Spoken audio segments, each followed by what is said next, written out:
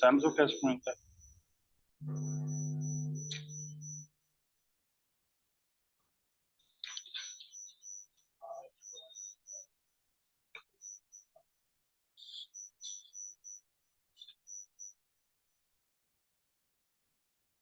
Começamos, Amanda? Sí, puedes avanzar. Bom, boa tarde a todos. Antes de mais nada, peço desculpa por algumas complicações nesta gestão da sessão, que vai ser bastante complicada por motivos técnicos. Eu de manhã nem sequer consegui seguir tudo, mas pelo menos aqui via telefone tenho uma forma de, com a ajuda da Omeira, de alguma forma orientar isto.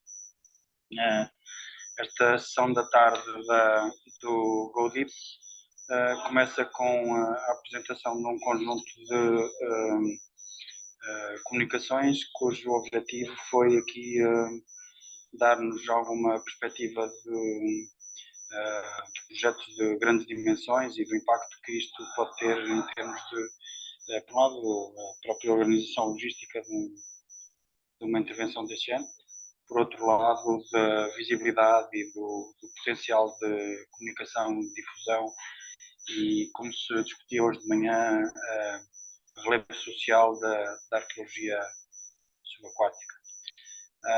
Teremos três apresentações, embora o Arturo não esteja ainda connosco, mas penso que ele se vai juntar. E temos a dificuldade de que a comunicação do Stephen será através de um vídeo, mas enfim, a comunicação passa na mesma. Omeira, como estávamos a dizer, eu não consigo ser eu a partilhar esta informação, porque esta comunicação, porque estou, como disse, através do telefone. De qualquer das maneiras, se estiverem de acordo, vamos começar. Penso que já temos quórum. E passando a apresentar, desculpem, muito rapidamente o, o primeiro palestrante. Portanto, o Stephen Luckman é doutorado pela Brown University desde 2000 e é professor associado de antropologia na George Washington, além de ser investigador associado durante muitos anos do Smithsonian. É fundador do Capital Archaeological Institute, onde coordena desde há décadas iniciativas de arqueologia marítima e subaquática, um pouco por todo lado. Destaca-se no seu currículo de forma muito significativa em 2008 a fundação do Slave Rex Project, hoje Slave Rex Project, que desde então coordena com uma ação muito relevante em diferentes pontos do globo. Igualmente, enquanto arqueólogo, notar que a sua autoridade decorre de uma experiência de mais de 2 décadas de experiência em projetos extremamente frutíferos, que incluem colaborações com o US National Park Service Submerged Resource Center, o Bermuda Maritime Museum, a Brown University, etc., muitas outras entidades superlativas.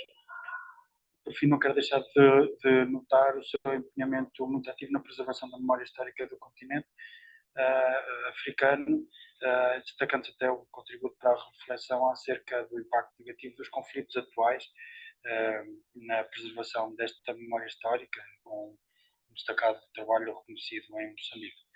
Portanto, estamos ávidos de ouvi-lo, mesmo que de forma indireta. Omeira, quando quiseres, quando puderes pôr isto a funcionar, agradecido.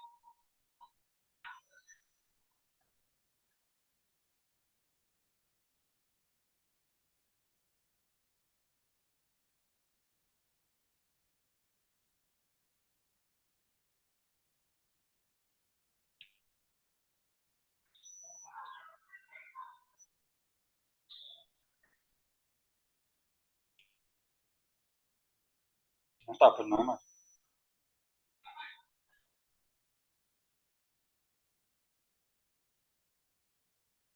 Não, desculpa.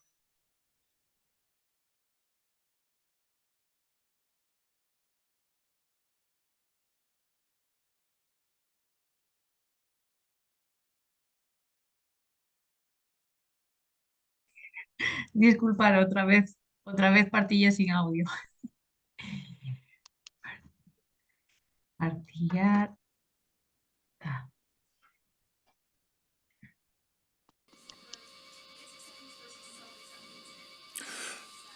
Towards a Transformative and Decolonizing Maritime Archaeology, Reflections from the Slave Wrecks Project's First Decade. My name is Stephen Lubkeman.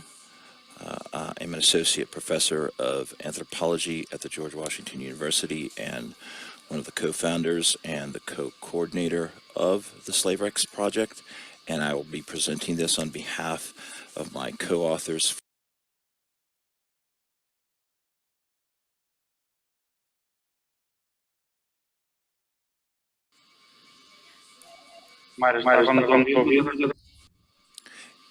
Given the brevity of the recording time that we have, there are a number of the slides that I will be presenting here that I will only make very brief reference to, but I will be glad to provide anybody who is interested in more information on the material covered in those slides. If they contact me at the contact on the final slide, we will be able to provide them with more background material.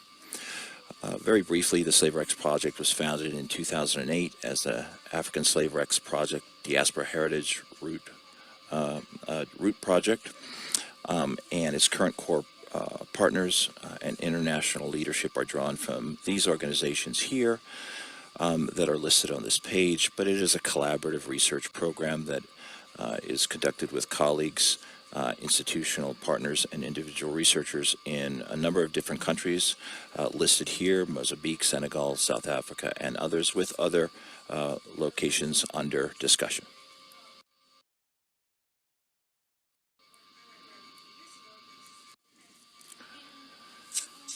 We've had the opportunity to present on the Slave Wrecks Project at several other meetings in the SHA, but not previously at the SAA. The Slave Wrecks Project's original objectives were, when it was founded, were to address a glaring gap in maritime archaeology through the development of a programmatic, long-term, and international research collaboration that focused on one of the most important maritime-mediated processes in history, which is the global slave trade. You need only look at, for example, the Transatlantic Slave Trade Database to see that more than 35,000 voyages have been already documented. That's probably just north of half of the estimated total in the transatlantic trade, and of course the transatlantic trade was not the only one. So no maritime process was more fundamental in creating the modern world, we would contend, and the Slave Wrecks Project really sought to fill a gap and ask this question of why this process had received so little attention from maritime archaeology.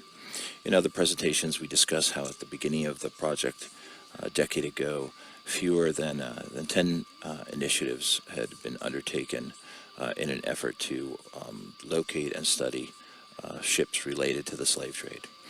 A second objective was to explore how maritime archaeology could contribute to the scholarship of the slave trade, what new perspectives could be brought to bear through a study of slave shipwrecks. And again, without much time here, I simply will refer you to the slide and invite you to contact us, and we will be glad to provide more material on some of the work that we've been doing and some of the ways in which we think we can contribute to this scholarship. A third and really important objective of the project was to engage with imminent threats to submerged heritage through local capacity building engagement, in particular in Africa and in the developing world. Legitimate maritime archaeology in Africa has not had as many opportunities, has lagged behind, and we sought to support and stimulate the development of legitimate maritime archaeology at a time when treasure hunting activity was becoming a bigger threat, not yet comparable, but not far behind what has happened in places like the Caribbean and North America, and to really pursue practical strategies for generating local community interest and involvement in submerged cultural site and resource protection. How could we, in fact, create models that were viable for purposes of protecting sites in places, for example, like Mozambique, which have a coastline the length of roughly the length of California, and of course don't have anywhere near the capacity or the resources to dedicate to this. So these were the original objectives of the slave wreck.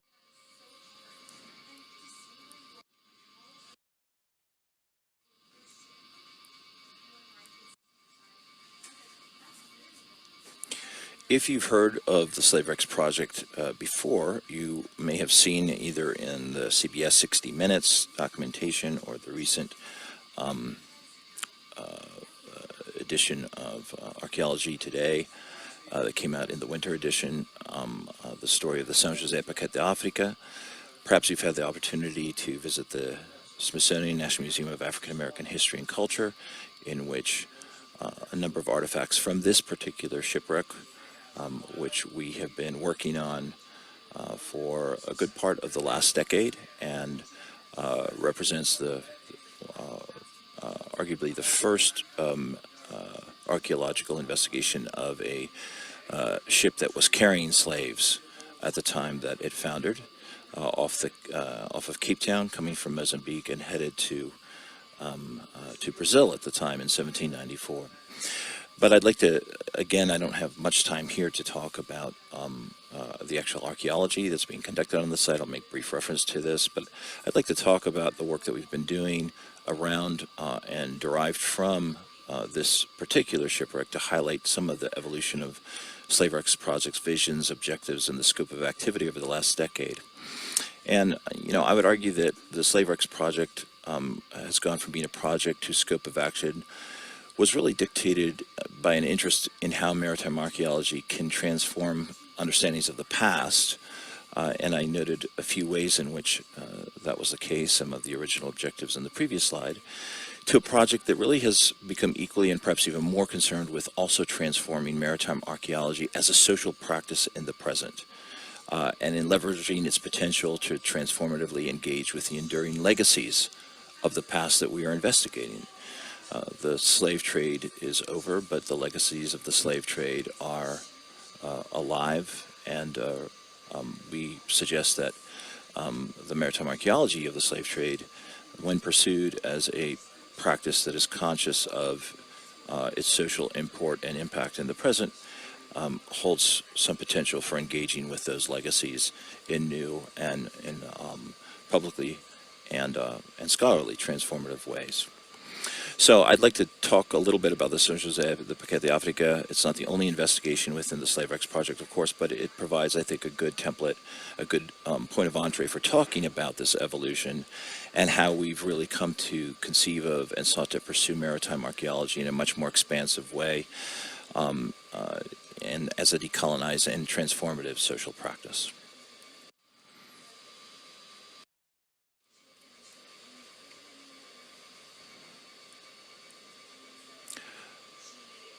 In this slide, actually, I will skip over. It is a video that would take up most of the time required, but I would invite you to go to the Smithsonian National Museum of African American History and Culture, in which this video is available, and you can view it. And I think it offers a real visual of the site and of some of the personal recollections and reflections of some of those who have had an opportunity to work on this project.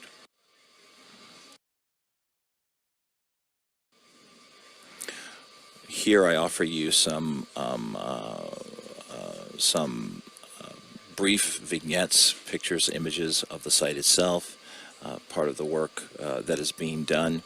And we discuss in a variety of different publications some of the challenges involved in locating this site, the process through which it was located, and of course in doing the work on it itself. And this slide, as well as this slide, provide some allusions to some of the work that has gone in archives and in cross-referencing what we find in the historical record with what we find on site, be it, for example, the ship manifest that talks about iron ballast and the iron ballast itself, and various different diagnostic features that have allowed us to identify this as the São José Paquete de África. And again, I would invite you to see some of our published work if you are interested in this particular aspect of the presentation. But I'd like to take the balance of our time here and talk a little bit about how this investigation has really led to some new questions that have involved, that have informed the way in which SWP thinks about itself, thinks about archaeology, maritime archaeology, and our signature approach. You know, one of the things that we when we first did work on the São José Pecado de Africa, it was little more than literally a footnote in a colonial administrator's record in 1795 about a slave ship that had foundered off of Cape Town. As we have done work, though, we have been able to, in fact, identify a variety of different communities and stakeholders in the story. You know, whether it's in Mozambique, and on the left you have a picture of Mozambique Island, which we discovered was the point of embarkation. Below that you'll see a map and some fragments from a point, an aringa in the interior of Mozambique in Tete, that through historical documentation we have been able to identify as a very likely source for the slaves that were boarded on the São José, certainly for slaves that were boarded from Mozambique Island the same year as the São José, but it actually seems that there is a high probability that they were on that ship itself. A different location, right? These two different locations, one a slaving port and another a source of slaves, provide sort of different groundings in terms of the communities and the interest that they have necessarily in this story.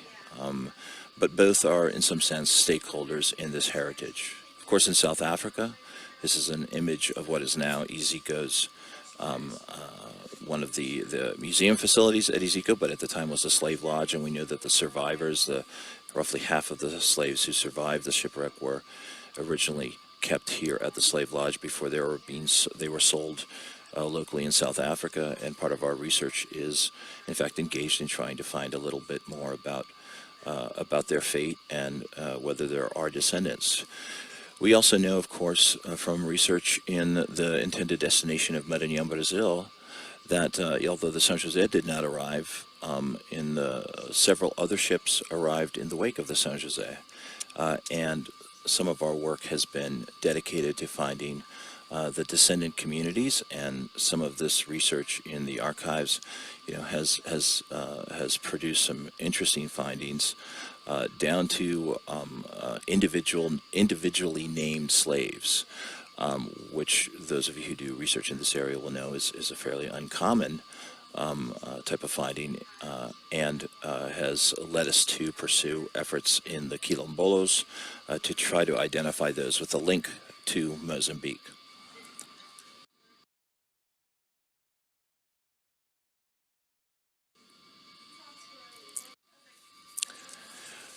Engaging with all of these stakeholder communities, and of course working in places like Mozambique and in South Africa, wherever we have developed our projects, has really led us to think a lot more about some questions that should inform maritime archaeology and how it's practiced. And I think at the core of those practices is a question of, who participates in the field and how it is that they participate. So professionally, the SlaveRex project has been focused from the very beginning on working in forms of collaboration with local partners, but in rethinking the way in which partnership and in which participation, collaboration, and capacity building are operationalized. These are terms that often suggest certain types of collaboration or certain types of interaction, but are often in practice subject to the same hierarchies that inform many forms of scholarship. And really, the project has focused and evolved in its focus to really think about how it is that we can build long-term institutional capacity that allows our local partners to play a leading role. Not just be trained or be research assistants, but to play a leading role in doing work on this heritage and in generating new questions and taking research in new directions. And we have here some images from the Kairin, which is the local university in Mozambique, and the center that has been created as a result of our support, and in which we have now cohorts of former students who at one point some of our colleagues did not even know how to swim, and now they are in fact not only excellent divers but have received advanced degrees in archaeology and are teaching maritime archaeology. I hope to see some of my students there soon. And really this trajectory is the trajectory that we see as important in the field. We see it equally important, not just creating and attending to the really much more difficult tasks of institution building, of securing sustainable funding for our collaborators, and helping create their own capacity to sort of generate and pursue their own objectives, but also diversifying the field itself, not just in terms of building, if you want, these sort of programs in Africa, but back here in the United States, as we brought the project back home, to really thinking about how we can diversify the field and bring more members of the African American community in particular into the program. And at the moment, we are in the process of developing what we call the Maritime Archaeology of the Slave Trade, or SWPU training program, in which we are trying to reconceptualize graduate level training in a form that can be delivered that is more amenable to the demands and the needs and the economic possibilities of some of our colleagues in developing world settings who might not be able to take 2 or 3 years off and go and study at Texas A&M or at ECU.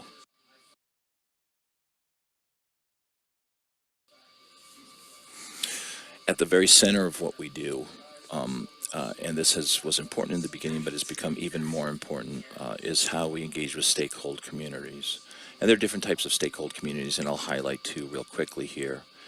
First, site steward communities. If we go to Mozambique Island, where we are currently involved in an investigation of yet another slave ship, which is the point of origin of the São José Paquete de África, we really see that this is where site protection needs to occur. It's legal frameworks notwithstanding, it's the local community that has the capacity. And so we've been involved in developing a community monitors program, but thinking carefully how it is that we can work with the folks that we train and are bringing in to dive and monitor the sites, and work with archaeologists, ways in which to make that sustainable, for example, through the development of very carefully monitored and managed forms of cultural tourism. And we think that by building a stake in the protection of these sites, we can both support the community and its ability to participate in protecting them and in protecting their own heritage and telling their own story, but also create benefits for the community. So this Community Stewards and Monitors of Heritage program is something that is multifaceted, in which we as archaeologists have to pay attention to a variety of other things and think of in terms of what matters to the local community. There are a number of different examples I could provide, but I think we see that site steward stakeholders are important from an archaeological perspective, but also are central to our mission of ethical engagement.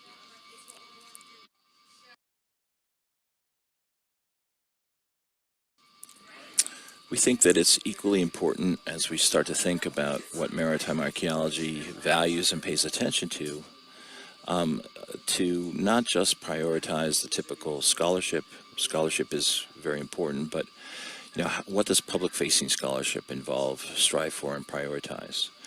And increasingly, we have focused and prioritized exhibitions and forms of public outreach, including innovative ones. And in the next few weeks, actually, we will have a story map that tells the story of the São José. And if you're not familiar with the Story Map platform, this is a form of digital exhibition, and we're excited about this because we think it will offer opportunities for everyone with a smartphone in the United States, one side of the story, or somewhere in Brazil, or somewhere in Mozambique, to download this and engage with and draw upon it, whether it's a local school or as individuals. And again, this is perhaps not something that is given as much reward within the academic system, but we think it's incredibly important for maritime archaeologists to turn to and think about how to engage with a broader public.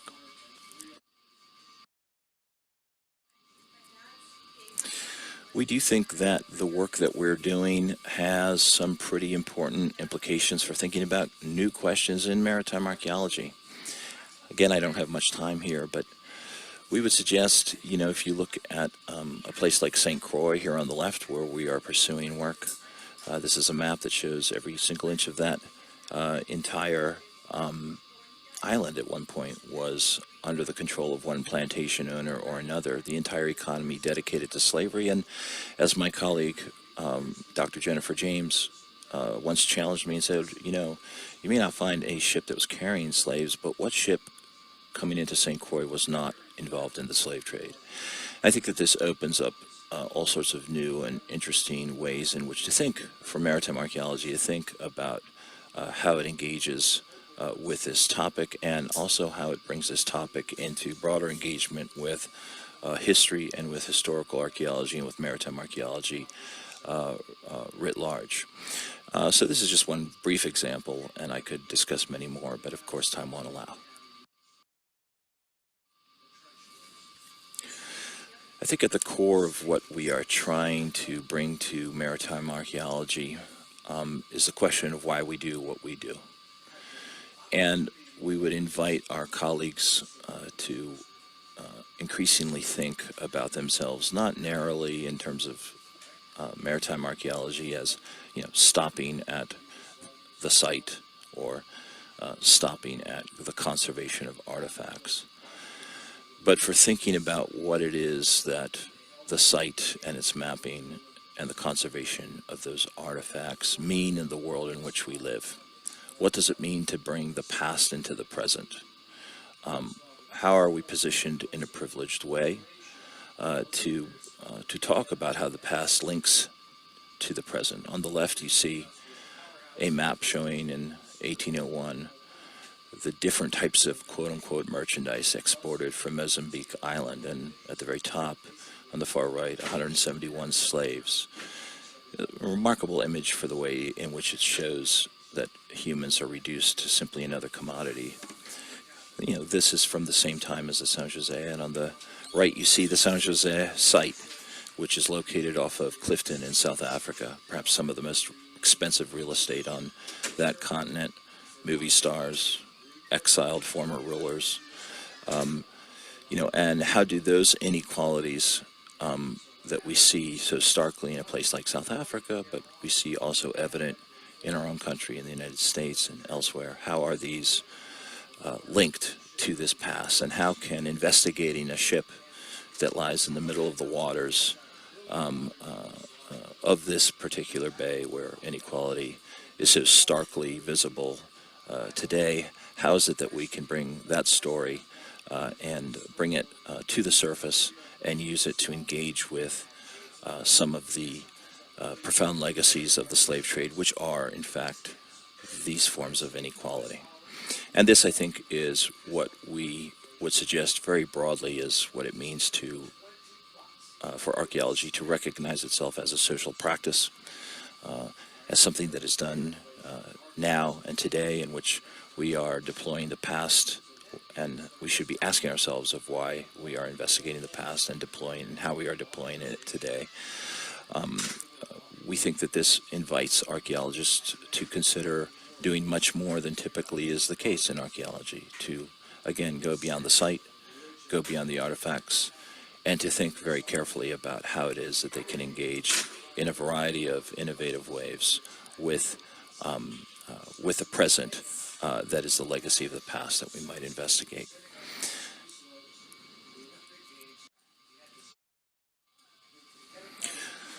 The SlaveX Project is a global network that is striving for a transformative maritime archaeology, and I realize that this has been an incredibly schematic overview, but I would invite you to visit our website, and I would invite you to visit some of our more published work in which we develop some of these ideas with more specificity. As an old professor of mine who has passed away recently, Dr. Richard Gould, used to suggest, he says, you can never give a full presentation, but you can present enough to invite people who are interested to learn more. And so we would invite you to learn more, and we would invite you to engage with us in this question of how we can create together a transformative maritime archaeology. Thank you so much. I leave here some contacts, and I appreciate your willingness to spend a few minutes with us and hear a little bit about our vision of what maritime archaeology can be and what the maritime archaeology of the slave trade can mean as a social practice. Thank you.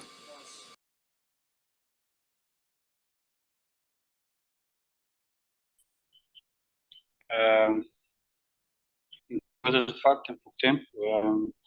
É uma pena não termos o Steven connosco para a discussão final, porque penso que no âmbito geral do que este senhor pretende ser, de facto, seria uma voz interessante para a discussão. De qualquer das maneiras, muitos destes temas, enfim, à parte da investigação, muitos destes temas são, de facto, aqueles que passam também pelos nossos trabalhos e pelo nosso cotidiano enquanto investigadores, mesmo que, como é sobretudo o meu caso, noutros temas da arqueologia, e devo dizer, por exemplo, que muitas das reflexões deixadas aqui pelo Steven acerca da arqueologia marítima tocam em problemas no âmbito paleolítico, justamente, e que parece que são coisas muito longe da realidade cotidiana dos nossos concidadãos e se calhar não são. Somos nós é que não somos sempre muito bons a dar-lhes o seu devido relevo social, e também por isso este projeto do slave trade é de facto de relevo mundial. Bom, entretanto, passamos talvez sem muito mais delongas, para o Filipe Castro, que já levamos também por culpa minha algum atraso nesta sessão. O Filipe é investigador do Centro de Ecologia Funcional da Universidade de Coimbra, é formado em Engenharia Civil pela Universidade Técnica de Lisboa em 84, com uma pós-graduação já em reparação de edificiamentos em Lisboa, nas Belas Artes, e é doutorado nos Direitos Técnicos. Um longuíssimo curso pedagógico nos Estados Unidos, já iniciado em 2001, depois de ter assumido responsabilidades no CNAS, cuja, enfim, neste fórum não preciso apresentar. Tem uma vasta experiência de intervenção direta em contextos de arqueologia subaquática, que se repartem, não direi pelos 7 mares, mas se calhar quase, e por isso sem também muito mais cuidados da apresentação, até porque o Filipe não precisa. Passava-lhe a palavra para ele poder fazer a sua apresentação. Enfim, mas ao mais tens que ser tu a gerir. Já está, já Conseguem-me está. ouvir e conseguem-me ver, sim. Ótimo. Ahm, eu vou-vos falar de projetos grandes e da razão de ser deles. A ideia, pediram para falar de projetos grandes, eu vou apresentar alguns, os que são mais fundacionais, acho eu. E esta imagem com que eu comecei é do projeto Yenicapi, que é uma das maiores escavações arqueológicas ligadas ao património submerso efetuadas no mundo, creio eu, mas esta ideia dos projetos grandes começou, como é que eu passo os slides? Sim. Começou nos anos 60, com o arranque da arqueologia subaquática, o projeto do Vasa, que foi um navio que se afundou menos de 1,5 km da saída do porto e que acabou por ser tentativamente salvo, tiraram-se mastros, cordames, âncoras, canhões e depois abandonado e depois redescoberto, e foi um grande projeto nacional na Suécia. A escavação e o levantamento deste navio demoraram muitos anos e consumiram imensos recursos e não seriam possíveis sem um Estado forte e determinado, por um lado, e por outro lado sem o interesse da população. Porque a Suécia é uma democracia e se não houvesse interesse num projeto deste, se fosse uma coisa que só tivesse interesse para os arqueólogos, não teria acontecido.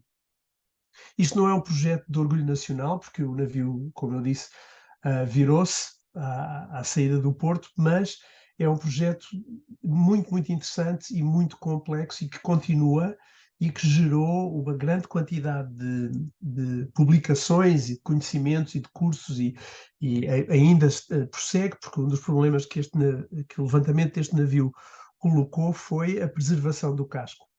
A madeira está-se a degradar e a preservação deste casco depende agora da execução de um berço interior a pôr entre as cavernas e o tabuado para sustentar este casco, que é um sítio extraordinário que está exposto, como vocês sabem, e que gerou primeiro, imensa boa vontade em relação à arqueologia, embora tenha consumido, houve estudos na altura, à medida que este projeto se ia desenvolvendo, havia estudos que determinavam que este projeto sozinho inviabilizava a prossecução de várias escavações por ano, muitas, porque custava tanto dinheiro. Hoje em dia atrai cerca de 1,5 milhão de visitantes por ano, que são visitantes cultos e que deixam imenso dinheiro na Suécia. Este projeto é uma galinha dos ovos de ouro para o turismo sueco. O segundo projeto que eu queria apresentar é parcialmente um projeto de orgulho nacional. O Mary Rose é um navio de meados do século XVI, com uma história muito interessante do ponto de vista da história da construção naval. Foi construído em trincado, foi refeito, provavelmente foi afundado por uma galé francesa e, portanto, é uma memória de uma derrota inglesa, e morreu imensa gente, é um túmulo, morreu imensa gente nesta tragédia. O navio foi encontrado, já tinha sido demolido parcialmente no século XIX, como tantos outros navios, e acabou por se tornar um projeto nacional e ser levantado, recuperado por inteiro. Houve imensas discussões técnicas se não seria muito melhor tirá-lo peça a peça, tratar peça a peça e depois reconstruí-lo. Ficar-se-ia a saber muito mais.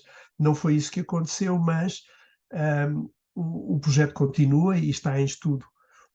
Gerou um museu, tem um problema, e é o de se tornar num museu que os ingleses voltem a visitar, que seja um museu onde as pessoas voltam, porque há dois tipos de museus, não é? Há estes museus como o Vasa, que se vêem uma vez na vida, e depois há museus onde as pessoas vão ver exposições e vão ver e vão ao fim de semana. E, portanto, o que está a ser tratado neste momento, agora o casco está acessível, é muito mais fácil trabalhá-lo e retirar informação. O museu é lindíssimo e continua a ser um projeto nacional. Mais tarde encontrou-se a proa deste navio e o governo não quis levantá-la. Deliberou não. Eu não sei se vai ser dragado o sítio onde está o casco. Eu não tenho muita informação, não sei se há muita informação publicada, mas eu sei que o castelo da proa estava parcialmente preservado com a roda da proa, e acho que houve uma discussão, não sei como é que acabou, mas não tenho notícia de que esteja a ser acabado de escavar e esteja a ser recuperado. O terceiro projeto é um dos mais importantes, não é? Os pais da arqueologia subaquática são o professor Jorge Bass nos Estados Unidos e o professor Ola Krumlin Petersen na Dinamarca, que fizeram nos anos 60, lançaram as bases do que era a arqueologia náutica e subaquática, com dois projetos extraordinariamente importantes. No caso do Texas, do Dr. Jorge Bass, a escavação do navio da Idade do Bronze do Uluburun, que inspirou muitas gerações que foi publicado na National Geographic, e inspirou muitas gerações de arqueólogos, mas nunca foi publicado completamente. 40 anos, 45 anos mais tarde ainda não está publicado. Este é o contrário, foi um projeto que foi extraordinariamente partilhado, é um projeto de Estado também, escavado. O professor Krumlin Pedersen sofreu a inveja e a resistência da comunidade arqueológica na Dinamarca, porque, de facto, este projeto congregou um interesse enorme à volta dele e acabou por gerar um ambiente em que crianças das escolas, escoteiros, alunos do liceu, adultos, toda a gente se envolveu na história náutica deste sítio.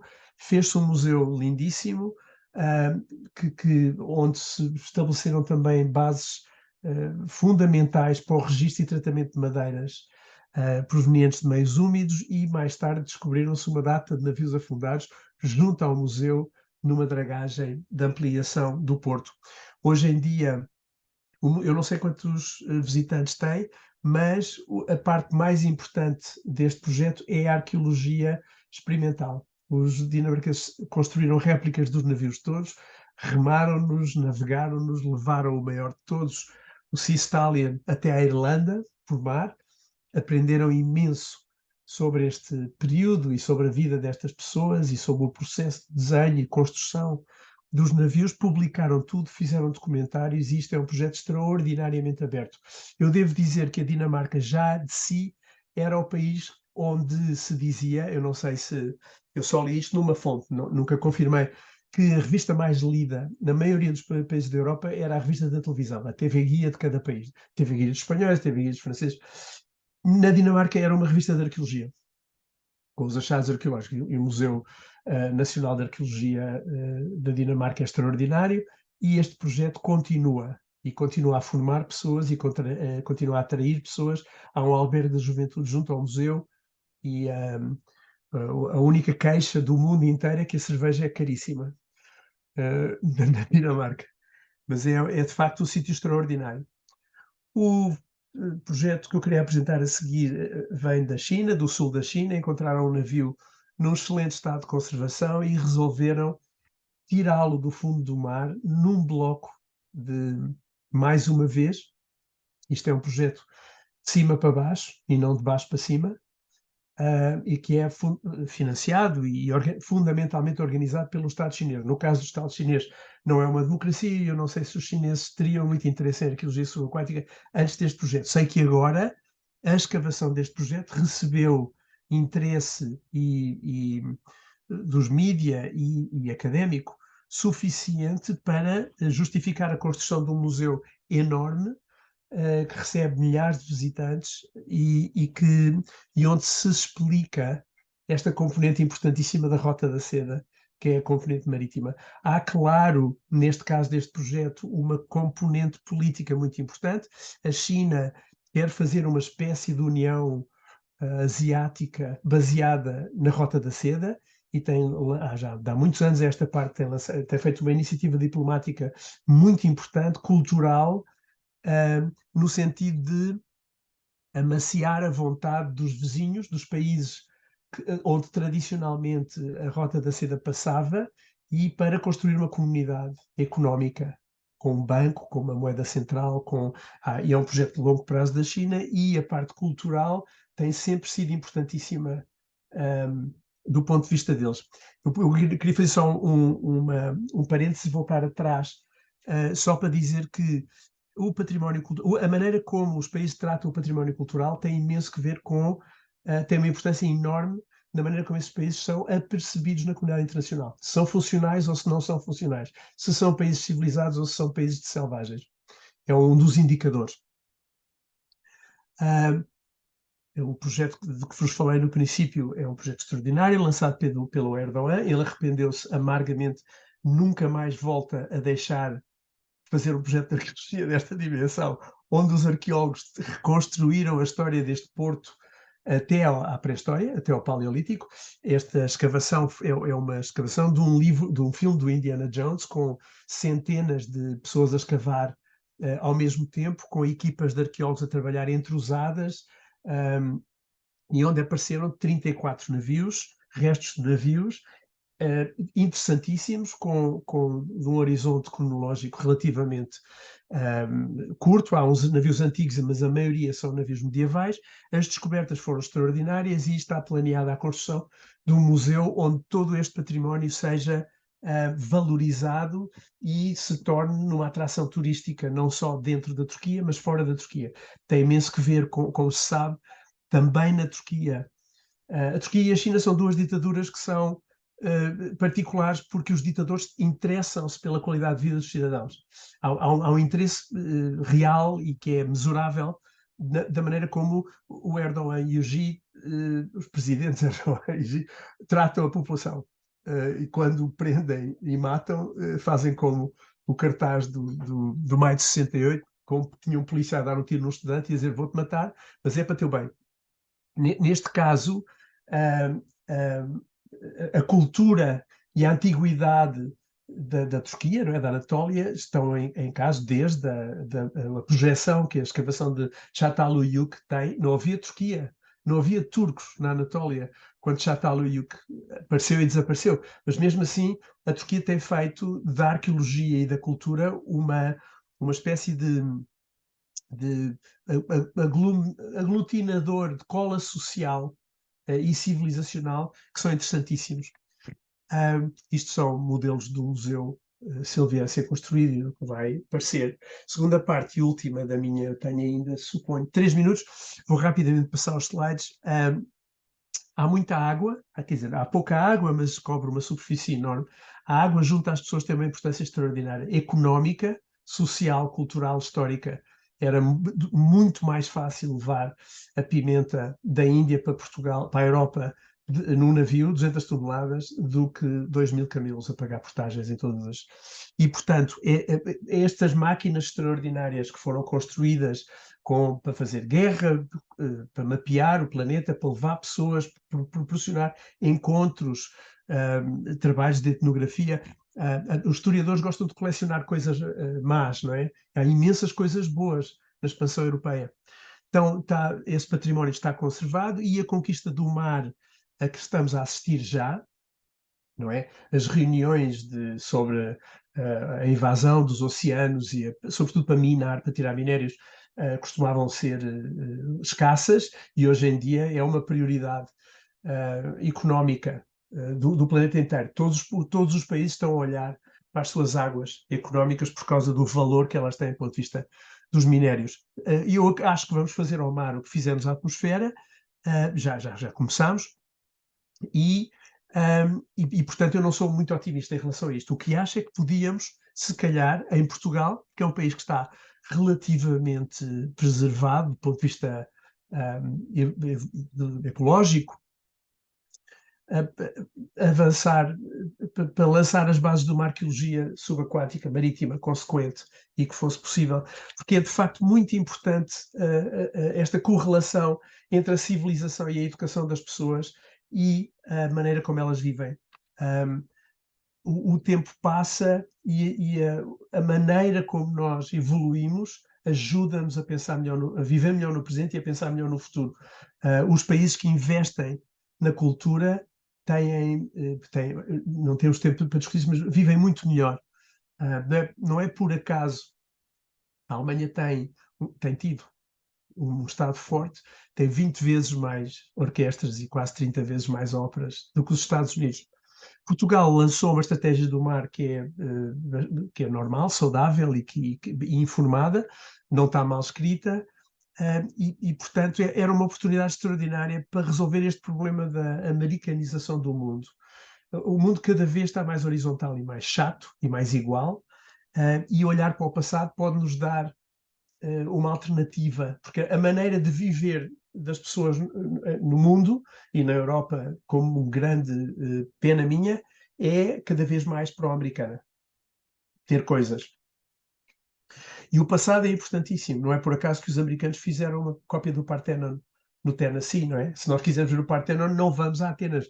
Vamos ao Tennessee, que é onde há uma réplica 1 por 1. Porque estas ideias condensadas, e há este filósofo que eu gosto imenso, Daniel Dennett, vou acabar, diz que não se consegue fazer carpintaria sem ferramentas nas mãos, com as mãos sem ferramentas, e não se consegue pensar sem ter ferramentas intelectuais. E o que os arqueólogos fazem é produzir histórias que podem ajudar as pessoas a perceberem melhor o passado, o presente e o futuro. Quando nós estudamos os sítios, eu depois ponho o PowerPoint acessível, estudamos os sítios, e é uma pena que não haja um projeto grande para Lisboa que fosse a Lisboa Ribeirinha, não é? Um estudo da Lisboa Marítima. É uma pena. O último projeto que eu vos queria falar está a decorrer e é uma super, enorme escavação com uma gestão dos recursos extraordinariamente bem feita pelo Norsk Maritime Museum, na cidade medieval de Oslo, e que está a ser seguido por uma equipa gigantesca de arqueólogos que se preparou e que planeou, e portanto já tem a máquina de registar as madeiras e preservar as madeiras, modelá-las em 3D em computador e reenterrá-las, está completamente oleada, está tudo pensado, não há dúvidas, quando eles chegam ao terreno avançam e é para trabalhar.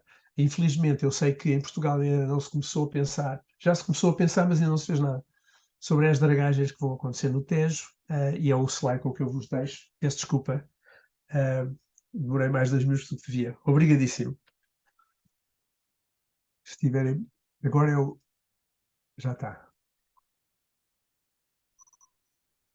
Filipe, não tens que pedir desculpa porque os 2 minutos são largamente justificados. Se não fossem, eu tinha-te cortado.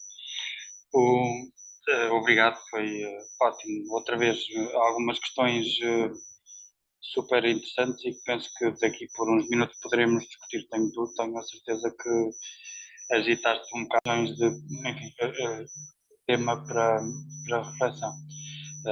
Como está previsto que a discussão de todos é em conjunto, deixamos isso para daqui a mais uns minutos e eu mais, se estiveres de acordo, passamos diretamente para o Arturo, que é doutorado pela Universidade de Paris de Panteão-Sorbonne. Destaca-se uma reflexão global sobre a institucionalização da arqueologia subaquática e a necessidade de olharmos de uma forma colaborativa para os processos de preservação do património, enfim, sobretudo em sítios com este tipo de dimensão que também temos vindo a falar. O Arthur colabora atualmente com várias universidades enquanto professor convidado e é um arqueólogo com uma experiência conhecida por todos em inúmeros projetos internacionais de Cultural Heritage ligados ao mar. Entre 2011 e 2018, foi elemento do Secretariado da Unesco para a Convenção para a Proteção dos Bens Culturais Subaquáticos e desde 2018 colabora com a Unesco também em vários projetos internacionais, destacando-se aqui o seu impacto enfim, o seu empenhamento direto no reforço das capacidades e competências a nível regional, que penso que também passarão pela comunicação que nos vai fazer. Força. Muito obrigado. Eu vou falar em inglês, mas se queréis posso falar em espanhol, se é melhor para compreender. Sim? It's your floor, tu escolhes. Não, Yolanda sabe que eu falo português um pouquinho, mas não muito bem. O meu avô, que é estado português, disse que o meu nome é da Silva, mas o meu português não é bom. Bom, eu vou falar espanhol devagar, muito devagar, andemos assim. Esta presentación sigue bastante bien la presentación que ha hecho Felipe Castro, porque nos está hablando de todos los problemas que tenemos en este mundo y que están enmarcados de alguna manera dentro de lo que es lo que llamamos desarrollo sostenible, ¿no? Que no es otra cosa que buscar soluciones a que un sistema capitalista pueda continuar de alguna manera y que podamos seguir teniendo nuestros recursos. Entonces, de ahí que viene lo que voy a presentar, cómo de alguna forma patrimonio cultural marino puede contribuir, ¿no? Cómo tenemos que cambiar nuestra forma de pensar y nuestra forma de aproximarnos a ese pasado marítimo. Mi trabajo viene especialmente de un acuerdo de cooperación entre lo que es el proyecto Rising from the Depths de la Universidad de Edimburgo, aquí en Escocia, y la Fundación Honor Frost, que trabaja especialmente en el Mediterráneo Oriental. A través de un acuerdo de colaboración se creó un proyecto, que es el proyecto que yo mismo dirijo en el ámbito de mi postdoctorado en la Universidad de Edimburgo, que busca realizar un análisis de los impactos de estudios de patrimonio cultural marino, especialmente en África del Este, en África Oriental, para crear unos modelos para poder analizar los impactos de proyectos de arqueología marítima y otros proyectos que se acercan al patrimonio en la zona del Mediterráneo Oriental. Entonces busca hacer también una visión estratégica para la Fundación Honor Frost, para crear también mayor impacto en la región, crear también unas mejores prácticas y políticas para la práctica de la arqueología marítima, así como desarrollar dentro de la disciplina de la arqueología marítima los estudios críticos del patrimonio marino. Cómo el patrimonio y la arqueología marina puede contribuir a desarrollar estrategias para el futuro, para un mejor vivir. Y eso encaja muy bien con lo que mi amigo Felipe ha dicho, que me parece bastante interesante, y bueno, buscar esa forma en cómo vamos a intentar no destruir nuestros océanos cuando ya estamos destruyendo nuestra atmósfera.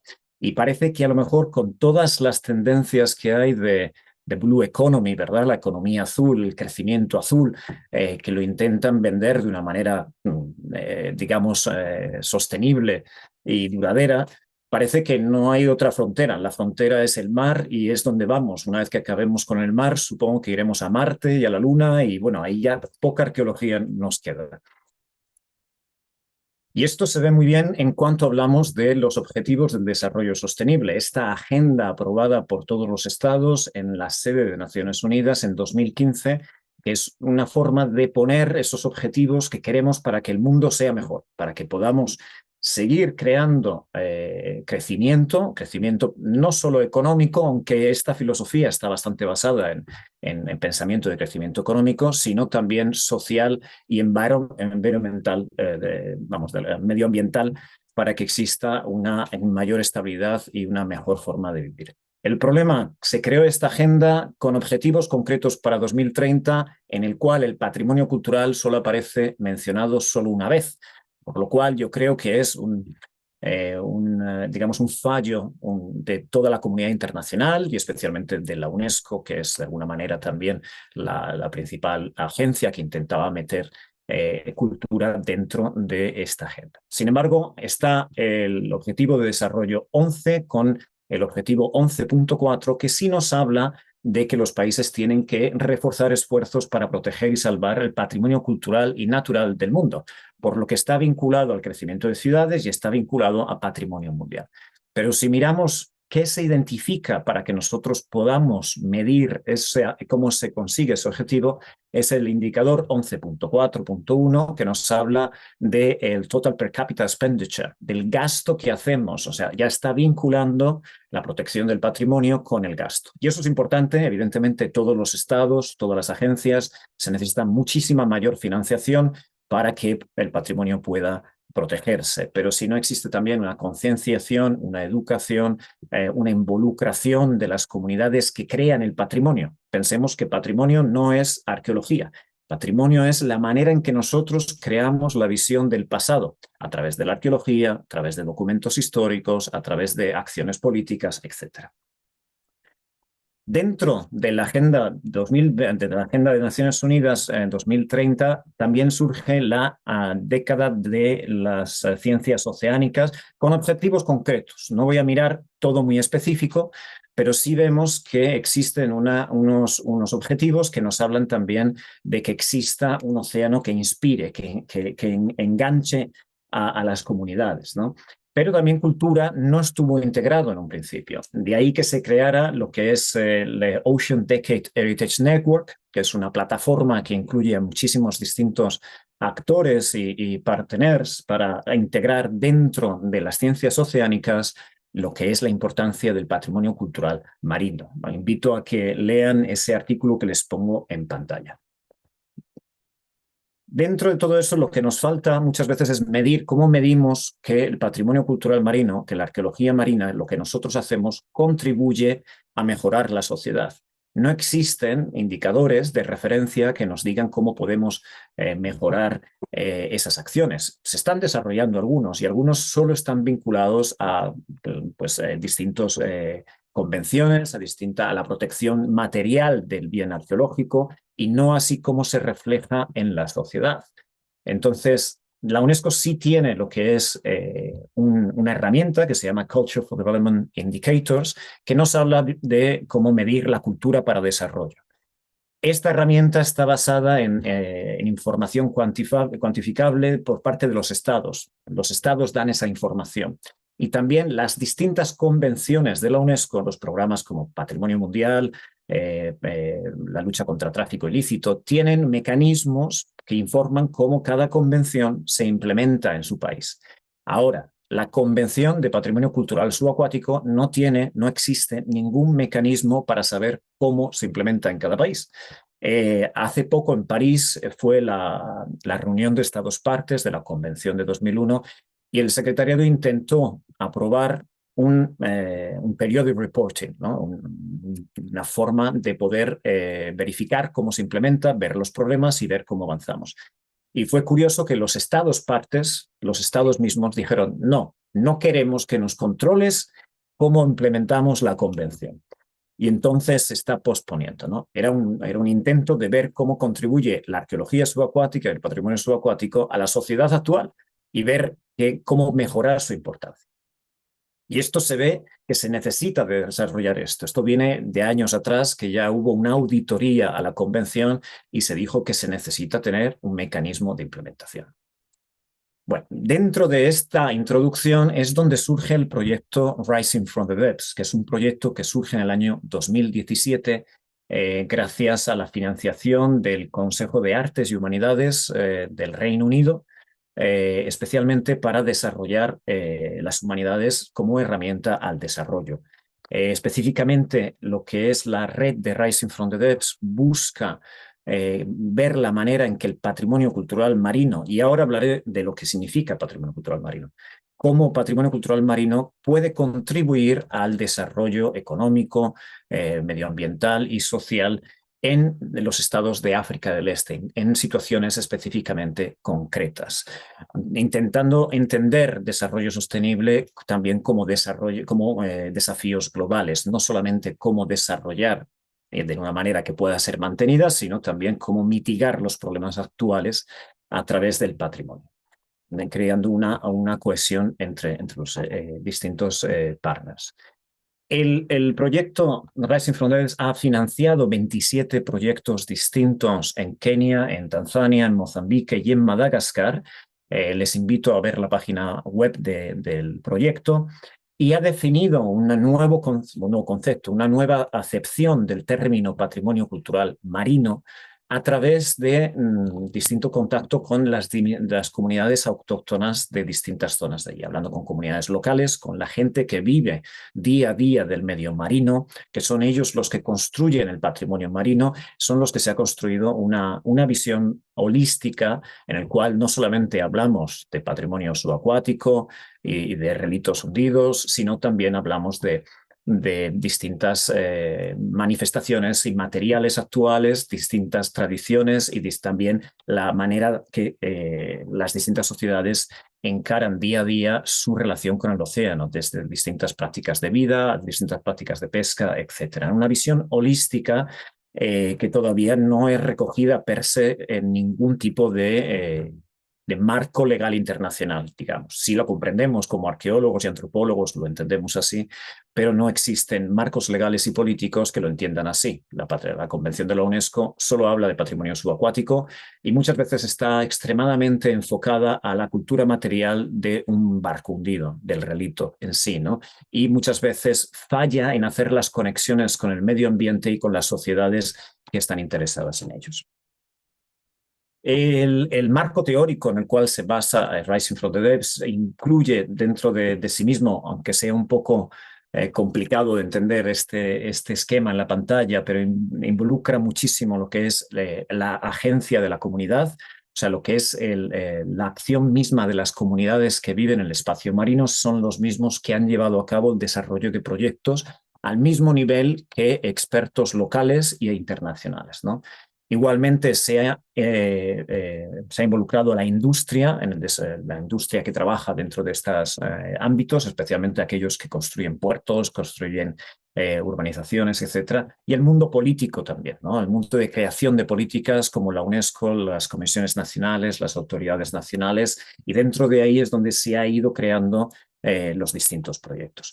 No voy a extenderme muchísimo más, pero presentaré un par de proyectos y hablaré un poquito de lo que es este cambio conceptual, ¿no? En el cual las narrativas que tenemos y las interpretaciones que hacemos del patrimonio se pasan a ser más plurales, en el cual se cambia, se pone en acción las visiones de la gente local, ¿no? Metemos a la gente, sobre todo, dentro de lo que es la definición de interpretación. el pasado se utiliza de alguna manera para el beneficio de la humanidad, eso es lo que se dice en las narrativas internacionales. Aquí lo que buscamos es que sea realmente de beneficio de la comunidad local y que se interprete sus propios desafíos a través del patrimonio también, ¿no? Porque muchas veces hablamos del beneficio de lo que es el mundo internacional y no de las comunidades locales. Luego, cambiar ese foco excesivamente en pecios en zonas como África del Este, que es muy importante, pero en el cual muchas veces excluye la comunidad porque ven que es patrimonio del otro, ¿no? A mí me ha pasado muchas veces que cuando trabajaba en la UNESCO en rescatar y proteger barcos hundidos en las costas de África, cuando las comunidades de enfrente hablaba con ellos me decían, no, ese patrimonio no es nuestro. O sea, la UNESCO, cazadores de tesoros, expertos internacionales, todos son lo mismo. Entonces, las comunidades locales nos decían eso, vosotros sois los mismos, vosotros estáis interesados digamos, en la cultura material y no en nosotros. Y eso era bastante interesante.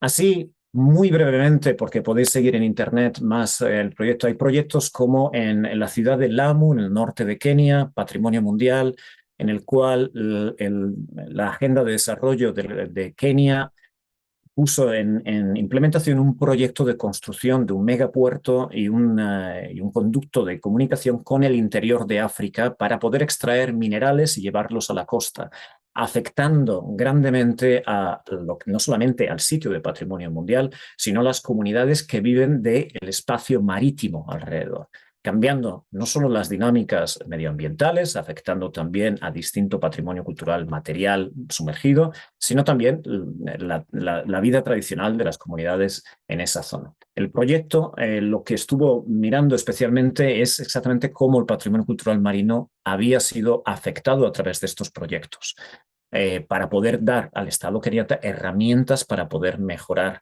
la situación.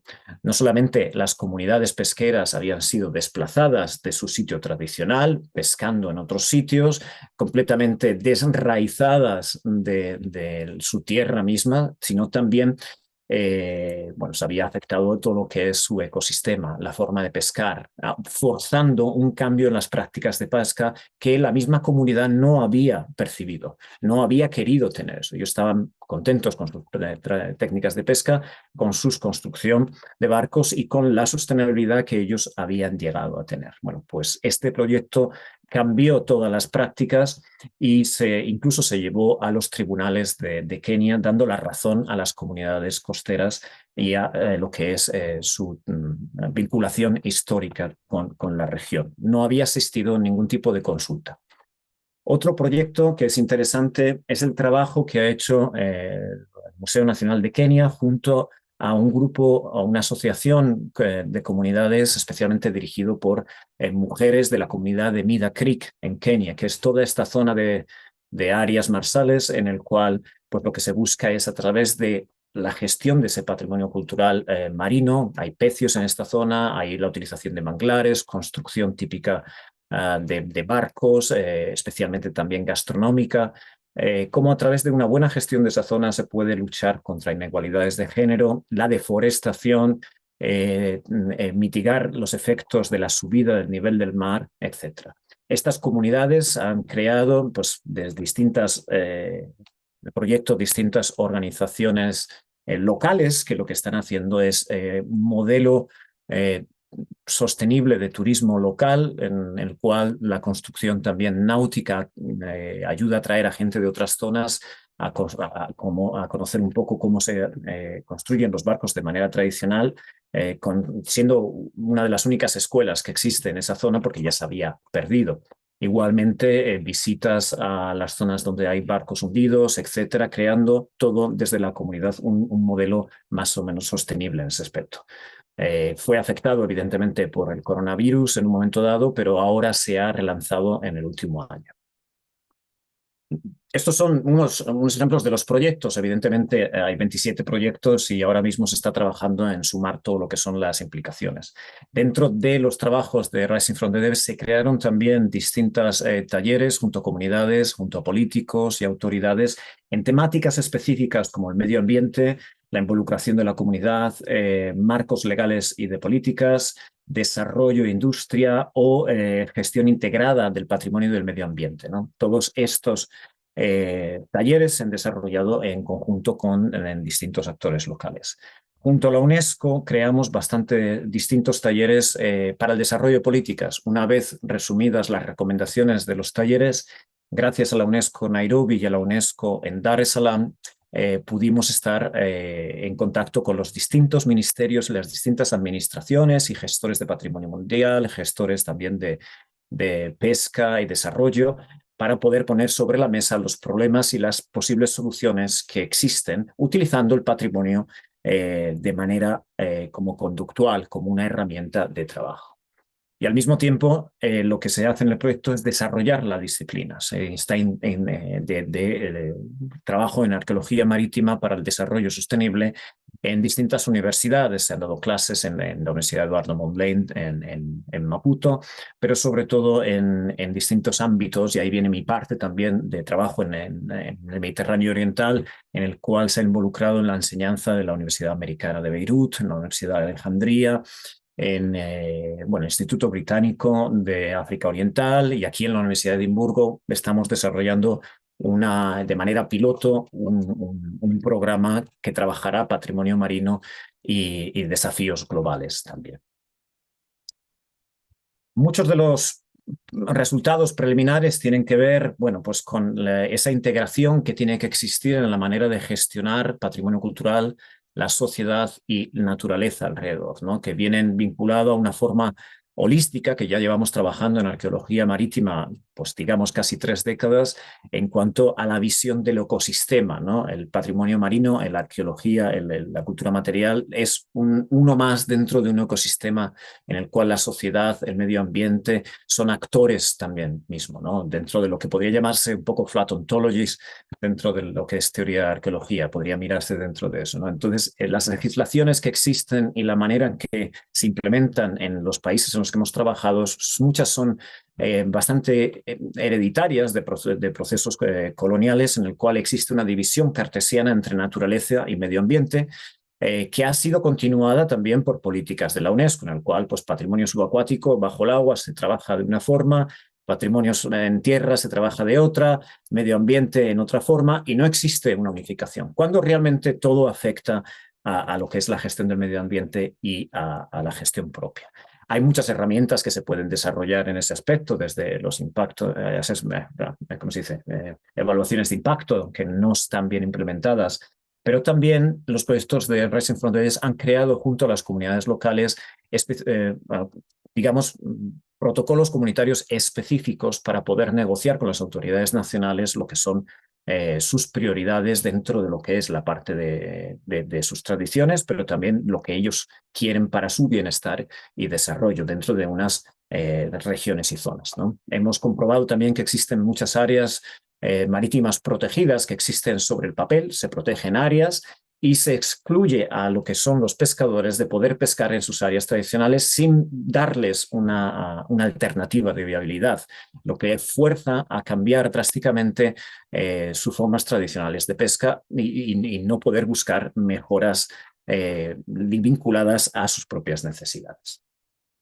Brevemente, ya para terminar, voy a mencionar otro pequeño proyecto en el cual Yolanda Duarte también ha estado vinculada, que ha sido de alguna manera poner en práctica algunos de los postulados que hemos ido aprendiendo desde el proyecto de Rising from the Depths. Este proyecto, que se llama Lignacumos, que es vinculando naturaleza y cultura para el apoyo de formas de vida más costeras sostenibles, ¿no? Estableciendo una área de marina protegida en la isla de Mozambique, creando más bien guías para ello. Fue un proyecto piloto que ha dirigido mi compañera de trabajo, Georgia Holly, especialmente en el área en el que se ha ido recogiendo un poco de financiación, en el cual Yolanda Duarte y Ricardo Duarte y otros actores locales han sido especialmente importantes en esto, ¿no? En el cual se ha mirado no específicamente lo que son los pecios, en lo cual, sino simplemente cómo el medio ambiente y la utilización entera del paisaje afecta a la preservación de los pecios, pero también al concepto de cultura mismo o al concepto de patrimonio en las distintas comunidades que existen alrededor. Dentro de ese proyecto, pues no solamente hemos mirado lo que son los ecosistemas marinos, los manglares, los corales, el número de peces, ¿no? de biodiversidad marina que existe en áreas donde hay barcos hundidos y en áreas donde no las hay, sino también hemos mirado un poco toda la existencia de patrimonio marino que existe alrededor. Creo que Yolanda quizá habla un poco más de la involucración comunitaria, porque el trabajo que nuestros compañeros en Mozambique han hecho durante los últimos años es increíble y hemos aprendido, gracias a ellos, muchísimo en este aspecto. Por eso, dentro de lo que es, para terminar, ¿no? la forma tradicional de desarrollo del patrimonio cultural marino, en el cual buscamos combinar investigación, educación y formación, como hablaba Steve antes, lo que es gestión y políticas con diseminación y publicación, tenemos que ir más allá y buscar un marco mayor, ¿no? Un marco en el cual no solamente estamos hablando de política, estamos hablando de cómo gestionamos el pasado en general, ¿no? Y esto estamos hablando de las distintas interpretaciones que hacemos a nivel nacional, local.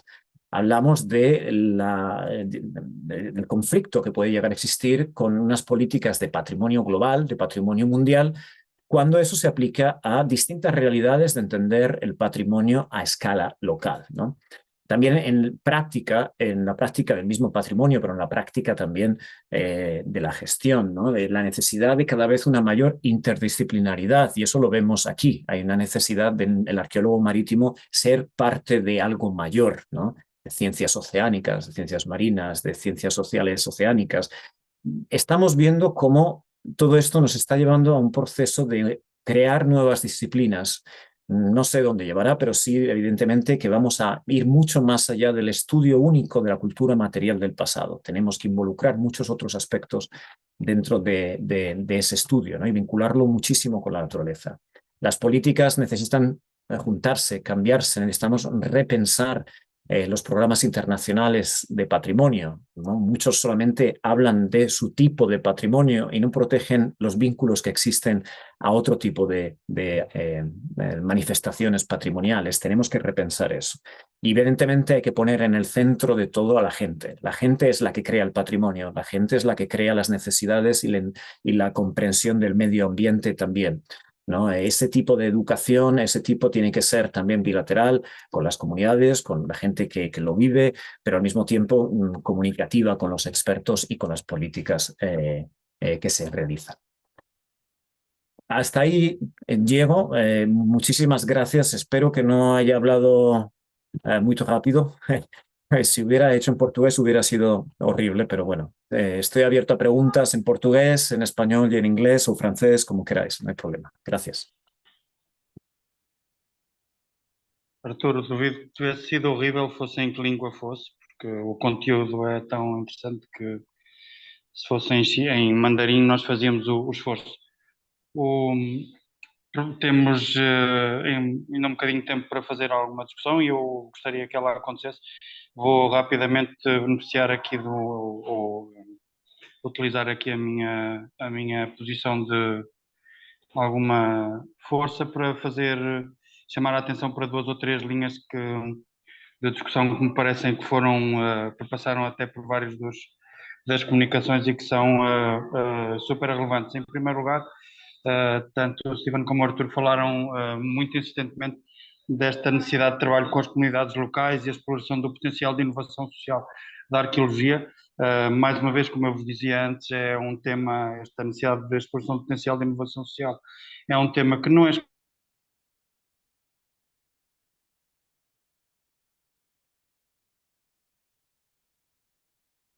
Bem, eu exclusivo acho. da arqueologia marinha, talvez especialmente relevante desculpem, isto foi um terreno, especialmente relevante neste nosso âmbito de hoje.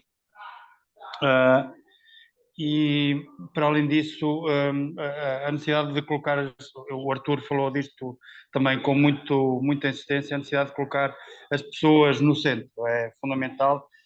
Isso penso que aprendemos todos com a nossa experiência de arqueologia.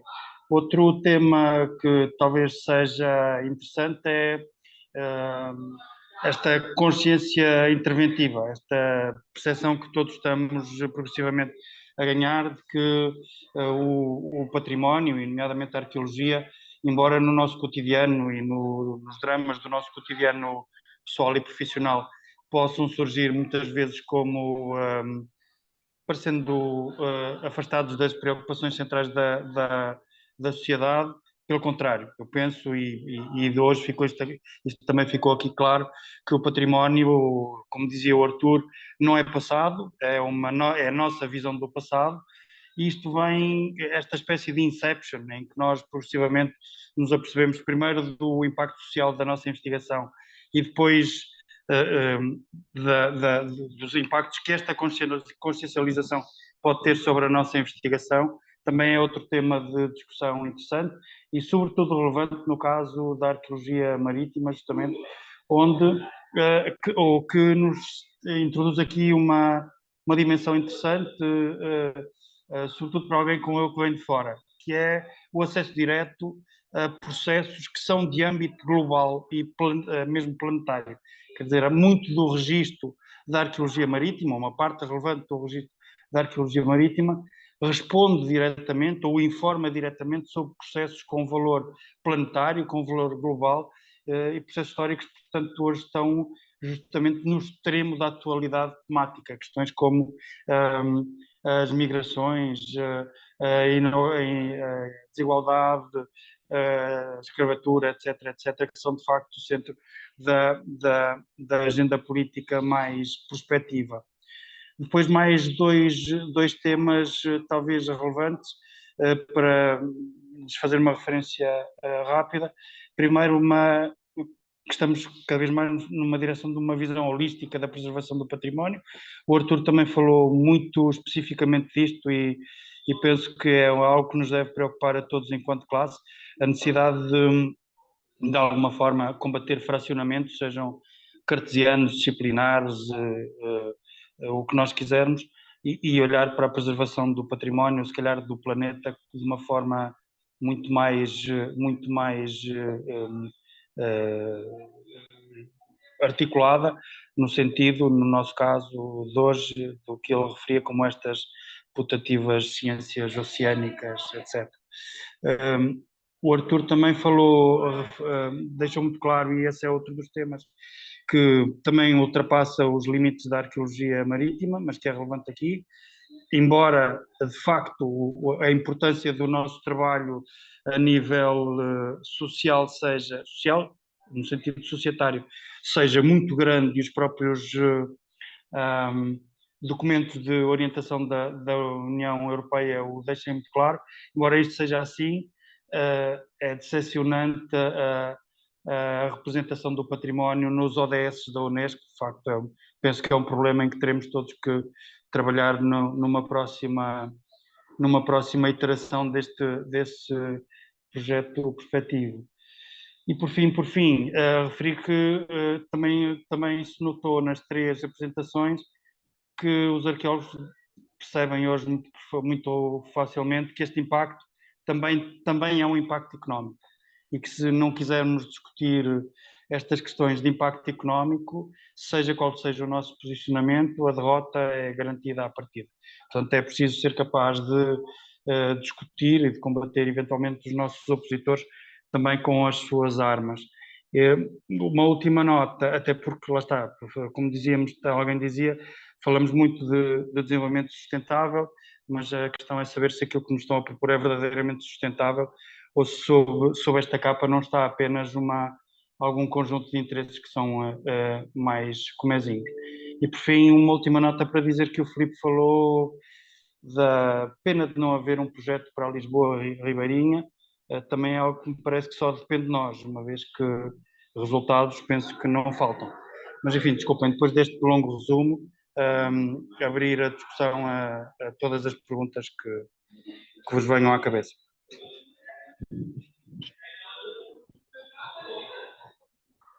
Eu posso só perguntar se conhecem a Convenção de Faro? Não? O governo fez uma reunião sobre cidadania e património. Fundamentalmente, é uma convenção que se baseia nesta ideia que está na Carta Universal dos Direitos do Homem, que é o acesso ao passado devia ser um direito humano e que, portanto, nenhum governo, nenhuma agência, nenhum organismo, nenhum profissional tem o direito de esconder factos históricos ou arqueológicos.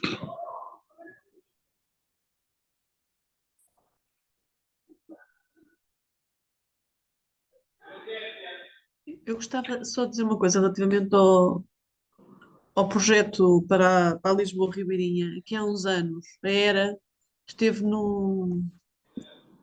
esteve envolvida num projeto que, pelo menos em embrionário, que concorreu na altura a fundos, acho eu, para a FCT, que estava juntamente, penso que com o CHAME, não sei se.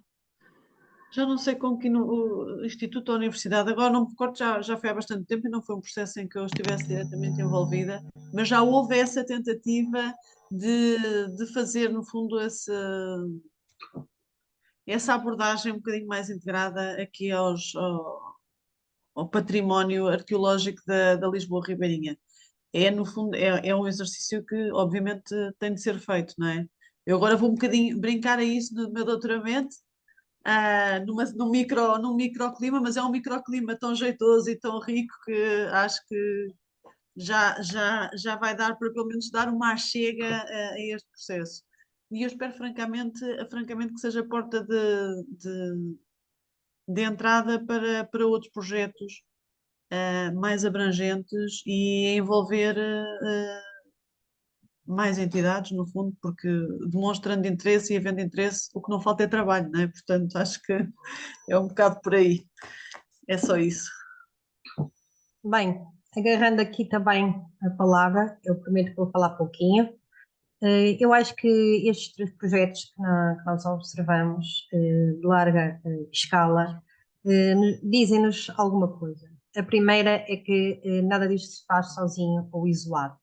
É necessário que realmente dentro dos países, não é? Neste caso, no território português, que é um pouco do que nós estamos mais aqui a falar, mas que a arqueologia se consiga unir, que os vários arqueólogos que trabalham esta área, e já foi falado isto até da parte da manhã, que coloquem de parte as suas divergências para agarrar realmente um projeto que possa fazer a diferença na comunidade, no âmbito da arqueologia, que pode ser arqueologia de interface, pode ser arqueologia marítima, isto é, dentro da água, pode ser uma embarcação, seja aquilo que for, mas que realmente aqueles projetos que o Filipe apresentou são extraordinários e a primeira pergunta que eu faço é para quando, não é? Para quando é que nós conseguimos criar as condições políticas, e agora falando um bocadinho naquilo que o Artur esteve a falar, políticas da comunidade, isto é, que seja aceito por todos, que assumido dessa forma, com todas as componentes aqui necessárias. E depois, chamar aqui ainda o segundo ponto, que o Miguel acho que resumiu muito bem as ideias principais de todas estas comunicações, que é a globalização do património. Sobretudo na arqueologia subaquática, é muito mais simples nós fazermos esta transversalidade relativamente aos outros continentes. Que às vezes, deixem-me só aqui admitir aqui mais uma pessoa que entrou, que às vezes nós não observamos tão bem isso na arqueologia terrestre. Os contactos são menores, no que diz respeito à parte da arqueologia subaquática, nós temos uma globalização, o que significa que este património é uma herança de todos nós, não pode ser, não é só de um território, não é só de um país, e os exemplos que nós observamos aqui são um retrato fiel e o reflexo dessa necessidade, e pronto, deixo por aqui a minha intervenção. Obrigada.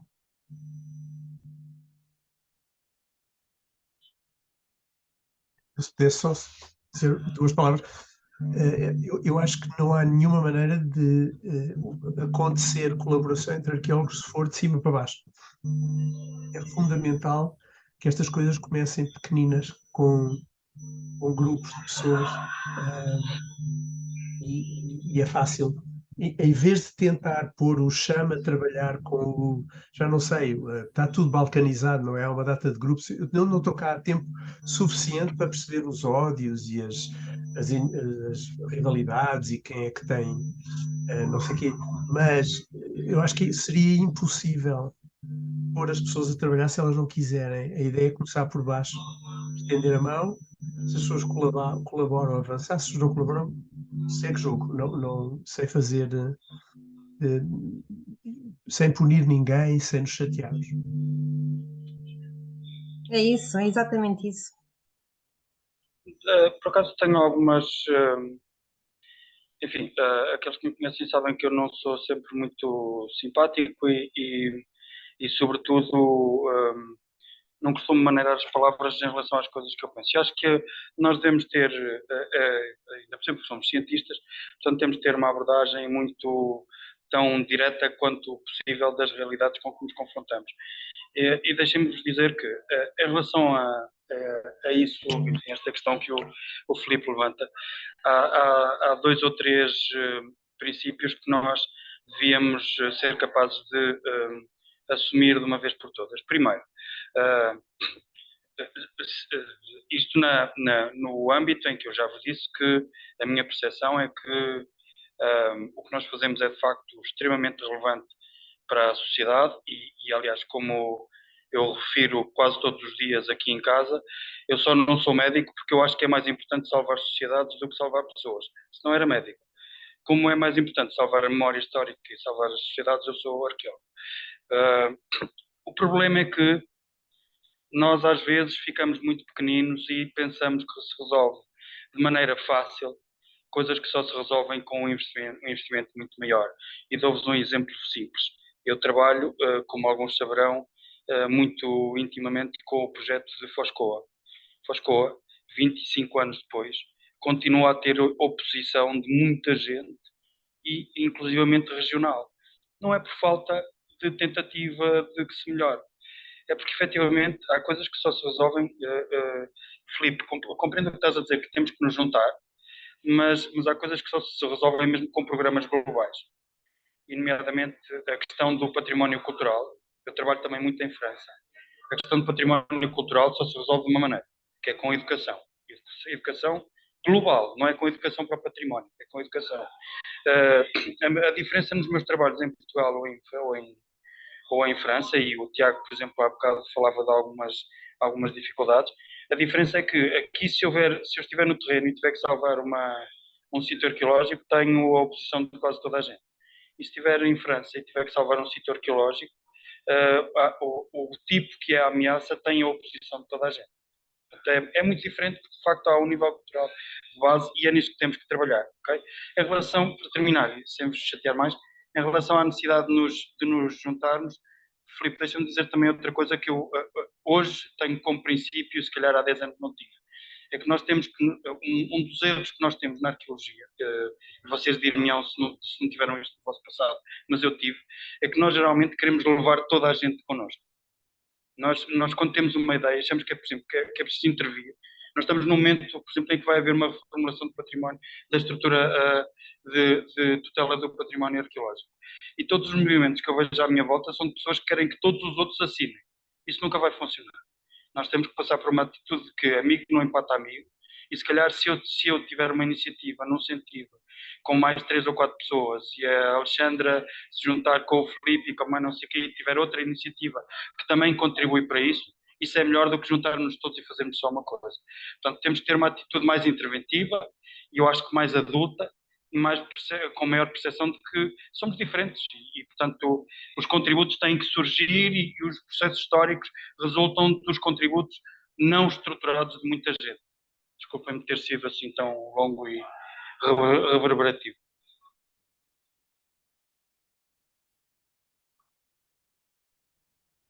Mais dúvidas, dívidas, problemas, comentários?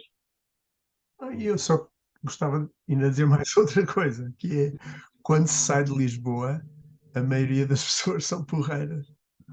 Eu tenho... Não sejas assim, que isso também é chato.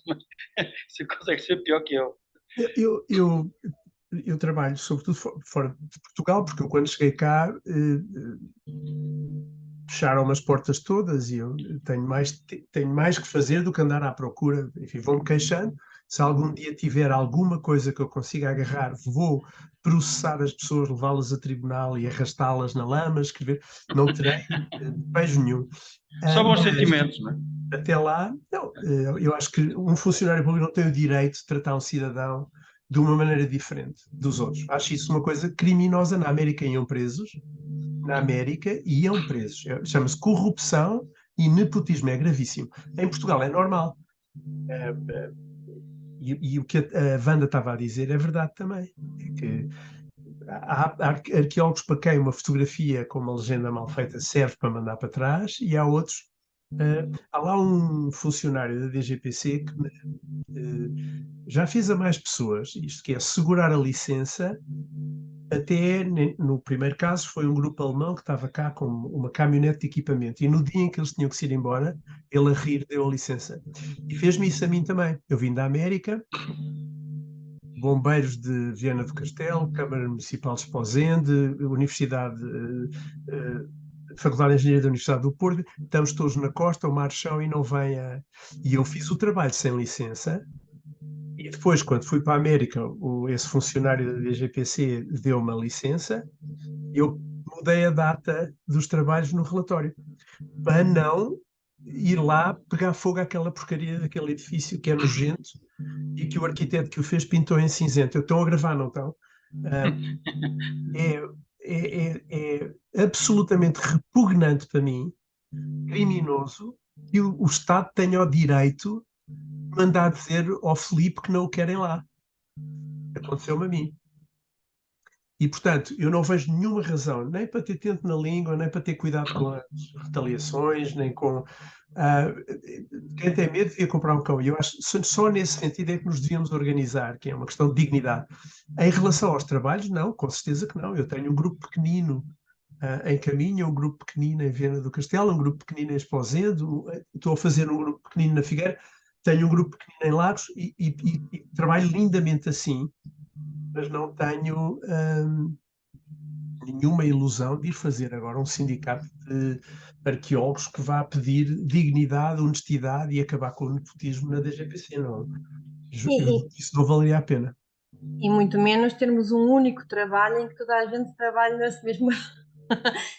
A questão, e eu percebo perfeitamente o Filipe, quando se refere a unir a comunidade arqueológica, é tentar criar força contra esta oposição que nós às vezes pronto, observamos, e que em muito está ligado à política, em muito está ligado a estas instituições que às vezes nos circundam, que não deixam... não nos deixam trabalhar, não é? Pegando ali na expressão há pouco também usada.